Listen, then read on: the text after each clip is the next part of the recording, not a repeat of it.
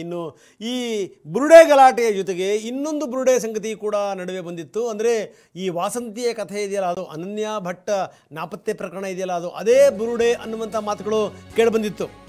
ಆದರೆ ಇಲ್ಲ ಸುಜಾತ ಹೇಳ್ತಾರೆ ಅನನ್ಯ ನನ್ನ ಮಗಳು. ಆದರೆ ಬಯಲಾದಂಥ ಫೋಟೋ ವಾಸಂತಿಯದ್ದ. ಅದು 93ರಿಂದ 2025ರವರೆಗಿನ ಅಸಲಿ ಕಥೆಗಳೇನು? ಯಾಕೆ ಇವರು ಅನನ್ಯ ನನ್ನ ಮಗಳು ಅಂತಂದರು? ಯಾಕೆ ವಾಸಂತಿ ಫೋಟೋ ಬಿಡುಗಡೆ ಮಾಡಿದರು? ಇದು ನಿನ್ನೆ ದೊಡ್ಡ ಮಟ್ಟದಲ್ಲಿ ಸದ್ದಾಗಿತ್ತು, ಸುದ್ದಿಯಾಗಿತ್ತು. ಆದರೆ ಈಗ ಆಕೆ ತುಂಬ ಸ್ಪಷ್ಟವಾಗಿ ಹೇಳಿದ್ದಾರೆ, ಇಲ್ಲ ಆಕೆ ನನ್ನ ಮಗಳೇ. ನನ್ನ ಮಗಳು ಸತ್ತಿರುವಂಥದ್ದು ಕೂಡ ನನಗೆ ಗೊತ್ತು.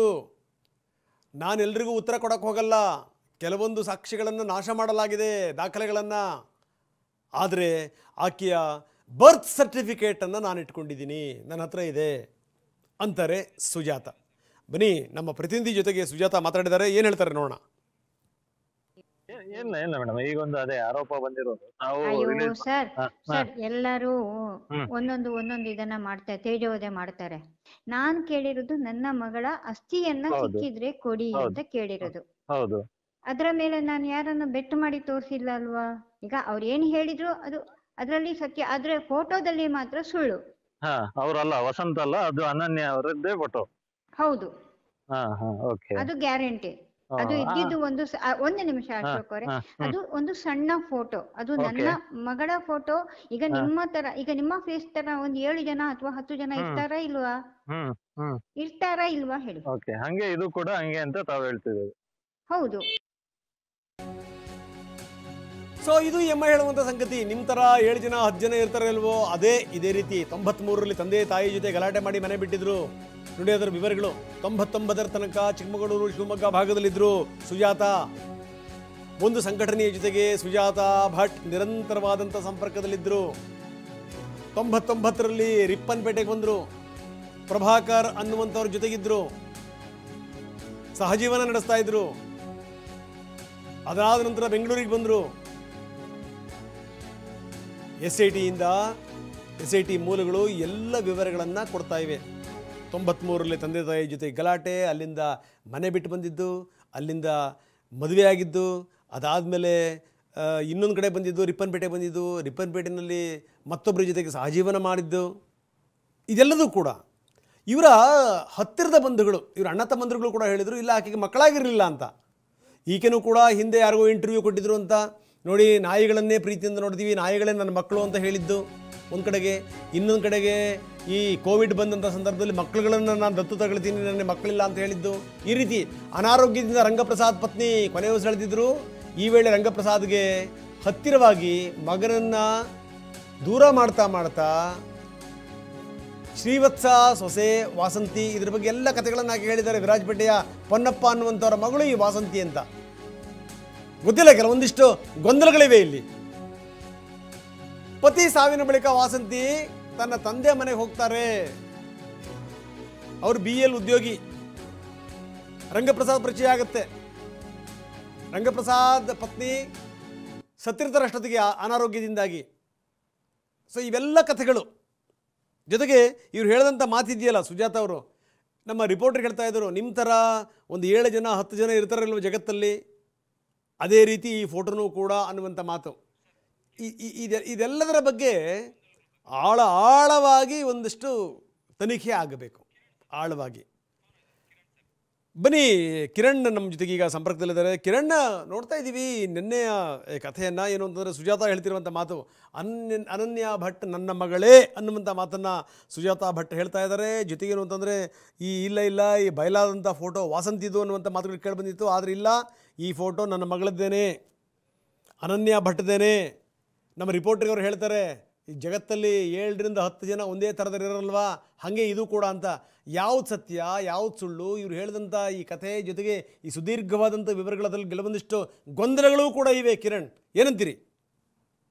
ಖಂಡಿತ ರಂಗನಾಥ್, ಈಗಾಗಲೇ SIT ಪೊಲೀಸರು ಕೆಲವೊಂದಷ್ಟು ಏನು ದೂರು ಕೊಟ್ಟಿದ್ರು ಈ ಸಂಬಂಧಪಟ್ಟಂತೆ ಆ ದೂರಿನ ಮೇಲೂ ಕೂಡ ಕೆಲವೊಂದು ತನಿಖೆಯನ್ನ ಒಂದು ಟೀಮ್ ಮಾಡ್ತಾ ಇದೆ. SIT ಕೆಲ ಅಧಿಕಾರಿಗಳು ಅದನ್ನ ತನಿಖೆ ಮಾಡ್ತಾ, ನಮ್ಗೆ SIT ಮೂಲಗಳಿಂದ ಒಂದಷ್ಟು ಮಾಹಿತಿ ಸಿಕ್ಕಿರುವಂತದ್ದು. ಮುಖ್ಯವಾಗಿ ಈಕೆ ಸುಜಾತ ಭಟ್ ಯಾರು, ಎಲ್ಲಿದ್ರು, ಶಿವಮೊಗ್ಗದಲ್ಲಿ ಎಷ್ಟು ದಿನ ಇದ್ರು, ಅದಾದ್ಮೇಲೆ ಬೆಂಗಳೂರಲ್ಲಿ ಎಷ್ಟು ದಿನ ಇದ್ರು, ಈಗ ಸಂಬಂಧಪಟ್ಟಂತೆ ಬೆಂಗಳೂರಲ್ಲಿ ಎಲ್ಲಿದ್ರು, ಆಮೇಲೆ ಜೊತೆಗೆ ಇವ್ರಿಗೆ ಸಂಬಂಧಪಟ್ಟಂತೆ ಇವ್ರು ಹೇಳುವ ಅನನ್ಯ ಭಟ್ ಇದ್ರೋ ಇಲ್ವೋ ಅನ್ನೋದನ್ನು ಕೂಡ ಎಲ್ಲವೂ ಕೂಡ ಮಾಹಿತಿಯನ್ನು ಈಗಾಗಲೇ ಅವರು ಕಲೆ ಹಾಕೊಂಡಿದ್ದಾರೆ. ಜೊತೆಗೆ ಮುಖ್ಯವಾಗಿ ಇವರು ಏನು ಸುಮಾರು ಏನು ಉಡುಪಿಯ ಏನು ಇವ್ರದೊಂದು ಸಂಬಂಧಪಟ್ಟಂತೆ ಏನ್ ಜಾಗ ಇತ್ತು ಆ ವಿಚಾರಕ್ಕೂ ಮತ್ತು ಧರ್ಮಸ್ಥಳ ವಿಚಾರಕ್ಕೂ ಒಂದಷ್ಟು ಗೊಂದಲಗಳು ಮತ್ತು ಒಂದಷ್ಟು ಇತ್ತು. ಮುಖ್ಯವಾಗಿ 93ರಿಂದ 2025ರವರೆಗೂ ಎಲ್ಲಿದ್ರು, ಏನ್ ಮಾಡ್ತಾ ಇದ್ರು, ಏನು ಅನ್ನೋದ್ರ ಬಗ್ಗೆ ಕಂಪ್ಲೀಟ್ ಆಗಿ ವಿವರವನ್ನ SIT ಪೊಲೀಸರು ಕಲೆ ಹಾಕೊಂಡಿದ್ದಾರೆ. ಜೊತೆಗೆ ಇದಕ್ಕೆ ಸಂಬಂಧಪಟ್ಟಂತೆ ಮತ್ತೆ ಅವ್ರನ್ನ ಕ್ರಾಸ್ ಎಕ್ಸಾಮಿನೇಷನ್ ಅಥವಾ ಅದಕ್ಕೆ ಕೌಂಟರ್ ಆಗಿ ಯಾವುದೇ ರೀತಿ ಮಾಡಕ್ ಹೋಗಿಲ್ಲ. ಒಂದಷ್ಟು ಇವರೇ ಒಂದು ಟೀಮ್ ಮಾಡ್ಕೊಂಡು ಅವರ ಹಿನ್ನೆಲೆ ಏನು, ಎಲ್ಲಿದ್ರು, ಹುಟ್ಟಿದ್ದೆಲ್ಲಿ, ತಂದೆ ತಾಯಿ ಯಾರು, ಮತ್ತೆ ಇವರು ಶಿವಮೊಗ್ಗದಲ್ಲಿ ಎಲ್ಲಿದ್ರು, ಬೆಂಗಳೂರಲ್ಲಿ ಎಲ್ಲಿದ್ರು ಅನ್ನೋ ಮಾಹಿತಿಯನ್ನ ಇವರು SITಯ ತಂಡ, ಯಾಕೆಂದ್ರೆ ನಾಳೆ ದಿನ ಅವ್ರಿಗೆ ಮತ್ತೆ ಪ್ರಶ್ನೆ ಮಾಡ್ಬೇಕು, ಕೆಲವೊಂದಷ್ಟು ಮಾಹಿತಿಗಳು ಬೇಕಾಗುತ್ತೆ. ಹಾಗಾಗಿ ಇವರು 93ರಿಂದ 99ವರೆಗೂ ಎಲ್ಲಿದ್ರು, 93ರಲ್ಲಿ ಅಲ್ಲೊಂದು ಸಂಘಟನೆಗೆ ಸೇರ್ಕೊಂಡಿದ್ರು, ಅಲ್ಲಿ ಅದಕ್ಕೆ ಸಂಬಂಧಪಟ್ಟಂತೆ ಏನಿತ್ತು, 99ರಿಂದ ರಿಬ್ಬನ್ಪೇಟೆ ಪ್ರಭಾಕರ್ ಅವ್ರ ಜೊತೆ ಇದ್ರು ಅಂತಾನು ಕೂಡ ಹೇಳಿದ್ದಾರೆ. ಅದಾದ್ಮೇಲೆ ಬಳಿಕ 2000 ನಂತರ ಬೆಂಗಳೂರಿಗೆ ಬರ್ತಾರೆ. ಬೆಂಗಳೂರಿನಲ್ಲೂ ಕೂಡ ಇಲ್ಲಿ BIL ಉದ್ಯೋಗಿ ಆಗಿದ್ದಂತ ರಂಗಪ್ರಸಾದ್ ಅವರ ಪರಿಚಯ ಇತ್ತು. ಅವ್ರ ಮನೆಯಲ್ಲಿ ಕೇರ್ ಟೇಕರ್ ಅಂದ್ರೆ ಅವರ ವೈಫ್ಗೆ ಹುಷಾರಿರೋದಿಲ್ಲ, ಅದನ್ನ ಕೇರ್ ಟೇಕರ್ ಆಗಿ ಇವರು ಅಲ್ಲಿ ಬಂದಿರ್ತಾರೆ. ಅದಕ್ಕೆ ಸಂಬಂಧಪಟ್ಟಂತೆ ಮತ್ತೆ ಅವರ ಒಂದು ವಾಸಂತಿ ಅಂತ ಏನ್ ಹೇಳ್ತಾ ಇದಾರೆ, ಅಂದ್ರೆ ರಂಗಪ್ರಸಾದ್ ಅವರ ಮಗನ ಪತ್ನಿ, ಅವರು ಕೊಡಗಿನ ಮೂಲದವ್ರು ವಾಸಂತಿ ಅಂತ ಹೇಳಾಗ್ತದೆ. ಆ ಫೋಟೋ ಅದನ್ನು ಇರ್ಬೋದು ಅನ್ನೋದನ್ನು ಕೂಡ ಒಂದು ಕಂಪ್ಯಾರಿಸನ್ ಕೂಡ ಎಲ್ಲ ಮಾಡ್ತಾ ಇದಾರೆ. ಮತ್ತೆ ಜೊತೆಗೆ ಯಾರ್ಯಾರು ಇದಾರೆ ಇವ್ರ ಹಿಂದೆ, ಮತ್ತೆ ಆ ಗುಂಪಿಗೆ ಹಿಂಗ್ ಇವ್ರು ಪರಿಚಯ ಆದ್ರು, ಏನ್ ಈ ಒಂದು ಹೋರಾಟ ಮಾಡ್ತಾ ಇದ್ದಿಲ್ಲ, ಏನ್ ಒಂದು ಗುಂಪಿಗೆ ಹಿಂಗ್ ಪರಿಚಯ ಆದ್ರು ಅನ್ನೋದ್ರ ಬಗ್ಗೆ ಕಂಪ್ಲೀಟ್ ಆಗಿ ಮಾಹಿತಿಯನ್ನು ಈಗಾಗಲೇ SIT ಪೊಲೀಸರು ಕಲೆ ಹಾಕಿದ್ದಾರೆ. ರಂಗನಾಥ್. ಎಸ್ ಕಿರಣ್, ಧನ್ಯವಾದ ತಮ್ಮೆಲ್ಲ ಮಾಹಿತಿಗೆ. ಒಂದು ಲೆಕ್ಕದಲ್ಲಿ ಏನು ಅಂದ್ರೆ, ಈ ತೆಳ್ಳನೆಯ ಉದ್ದನೆಯ ದಾರವನ್ನ ಬಿಡ್ಸಕ್ ಹೋಗ್ತೀವಲ್ಲ, ಅದು ಗಂಟಾಗುತ್ತಲ್ಲ, ಹಂಗೆ passport size photo MS Ramaiah ಕಾಲೇಜಲ್ಲಿ ಓದ್ತಿರುವಂಥ ಸಂದರ್ಭದಲ್ಲಿ ಸುಜಾತಾ ಭಟ್ ಹಾಗೆ ಹೇಳ್ತಾರೆ, ಅನನ್ಯ ಭಟ್ ನನ್ನ ಮಗಳು. ಆದರೆ ಅದಾದ್ಮೇಲೆ ವಾಸಂತಿ ಯಾರಿದು?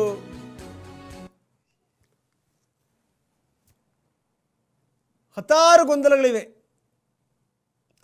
ಗೊಂದಲಗಳು.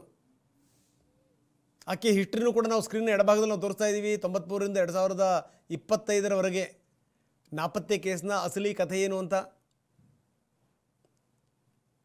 ನೀವು ನೋಡ್ತಾ ಇದ್ದೀರಿ. ಸುಜಾತಾ ಭಟ್ ನನ್ನ ಮಗಳು ಅನನ್ಯ ಭಟ್ ಅಂತ ಫೋಟೋ ತೋರಿಸಿದ್ರು. ಆ ಫೋಟೋದ ಬಗ್ಗೆನೇ ಹಲವಾರು ಪ್ರಶ್ನೆಗಳಿದ್ದಿದ್ವು.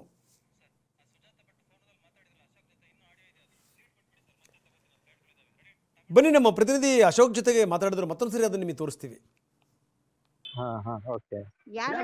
ಅಲ್ಲ, ಯಾಕೆ ಮೇಡಮ್ ಈ ರೀತಿ ಅಲಿಗೇಷನ್ ನಿಮ್ಮ ಮೇಲೆ? ಅವರು ದುಡ್ಡು ತಗೊಂಡಿದ್ದಾರೆ. ಯಾರು ಮಾಡ್ತಿರೋದು? ಅಲಿಗೇಷನ್ ಯಾರು? ನನ್ನ ಭಾವ, ಅವನು ಕೂತ್ಕೊಂಡಿದ್ದಾನಲ್ಲ, ಅವನು ಮಾಡ್ತಾನೆ. ರಿಪ್ಪನ್ಪೇಟೆಯಲ್ಲಿ ಪ್ರಭಾಕರ್. ಆಯ್ತು ಸರ್, ಹೌದು ಸರ್, ನಾನಿದ್ದೆ. ಓಕೆ. ನನ್ನ ಜೀವನಕ್ಕೆ ಅವ್ರು ನನ್ನ ಗಂಡ ಅಲ್ಲ, ನನ್ನನ್ನ ಒಂದು ಊಟ ಹಾಕಿ ನನ್ನನ್ನ ಒಂದು ಟೈಮ್ ಅಲ್ಲಿ ನಾನು ಕಷ್ಟದಲ್ಲಿ ಇರುವಾಗ ನನ್ನನ್ನು ನೋಡ್ಕೊಂಡಿದ್ದಾರೆ. ಹಾಗಾದ್ರೆ ನಾನು ಯಾರ ಮನೆಯಲ್ಲಿ ಎಲ್ಲೂ ಓಡಾಡಬಾರ್ದು, ನಾನು ಎಲ್ಲೂ ಇರಬಾರ್ದು ಅನ್ನುವಂಥದ್ದು ಏನಾದ್ರು ಇದೆಯಾ? 2002 ಅಲ್ಲಿ ನಾನು ರಿಪ್ಪನ್ಪೇಟೆಯಲ್ಲಿ ಇದ್ದಿದ್ದು ಹೌದು. ಆಯ್ತಾ? ರಿಪ್ಪನ್ಪೇಟೆಯಿಂದ ನಾನು ಹೋಗಿ ಬಂದು ಮಾಡ್ತಾ ಇದ್ದೆ. ಎಲ್ಲಿ? ಕಲ್ಕತ್ತಾಕ್ಕೆ. ಕೋಲ್ಕತ್ತಾ. ರಿಪ್ಪನ್ಪೇಟೆ